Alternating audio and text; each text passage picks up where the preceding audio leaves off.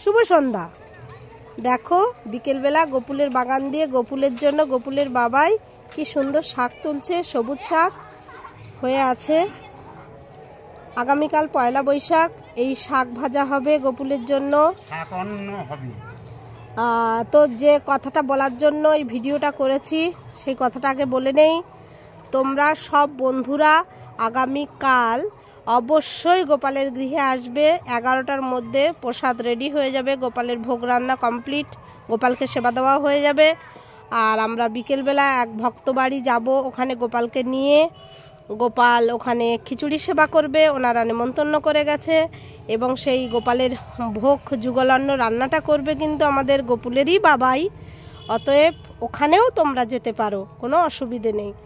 তা বলছি যদি তোমরা কেউ মিস করে থাকো যে 11টার মধ্যে হয়তো যেতে পারবো না, কি সারা দিনের মধ্যে এলেও হবে। আর তোমরা আমার ভিডিওটা বেশি বেশি করে লাইক, শেয়ার, কমেন্ট আর সাবস্ক্রাইব করবে।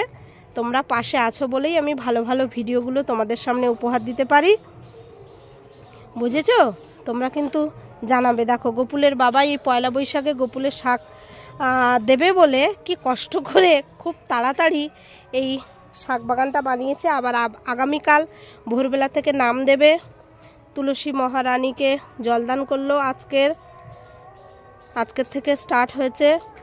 আগামী পুরো এই বৈশাখ মাসটা নাম বের করবে রাত 3টে দিয়ে উঠে, সেটাও তোমাদের জানিয়ে দিলাম। কেউ যদি পরিক্রমা করতে চাও তাহলে অবশ্যই কুসাংড়ায় চলে আসবে গোপালের গৃহ থেকেই নাম বের করবে আর পুরো কুসাংড়া পরিক্রমা হবে। এখানে দুর্গা মন্দির আছে, শিব মন্দির আছে, শীতলা মন্দির আছে, হরি মন্দির আছে। আরও এক বড় আমাদের এখানে যেখানে দুর্গা পুজো হয় মোড়ের মাথায়, এবং স্কুল মাঠে কালী পুজো হয়। পুরো এখানে যে বৈষ্ণব বাড়ি আছে ওই পর্যন্ত নিয়ে যায়। তোমরা হয়তো ভাবছো যে শুধু শাক বাগানে দাঁড়িয়ে আমি ভিডিওটা করছি এবং দেখাচ্ছি কেন তোমাদের, যে দেখো কত যত্ন সহকারে শাকগুলো তোলা হচ্ছে। সন্ধে হয়ে আসছে তবুও দেখো গোপালের জন্য কি কষ্ট করে গোপালের বাবাই চশমা মাথায় রেখেছে, কিন্তু চোখে দেয়নি।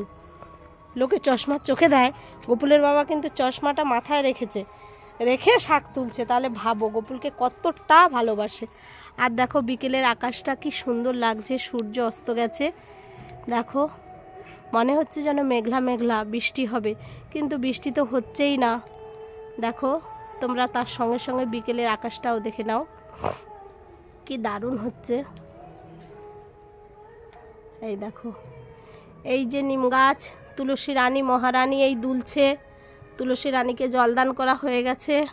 আজকের থেকে প্রাচুর্য পাইক এবার জলদান দেবে। দেখো বন্ধুরা গোপুলের জন্য কত শাক তুলেছে, আবার ওদিকে কাঁঠালের ইঁচড় এনেছে। আর পটলের কর্মা করে, সেটাকে আমি বলি কদমা।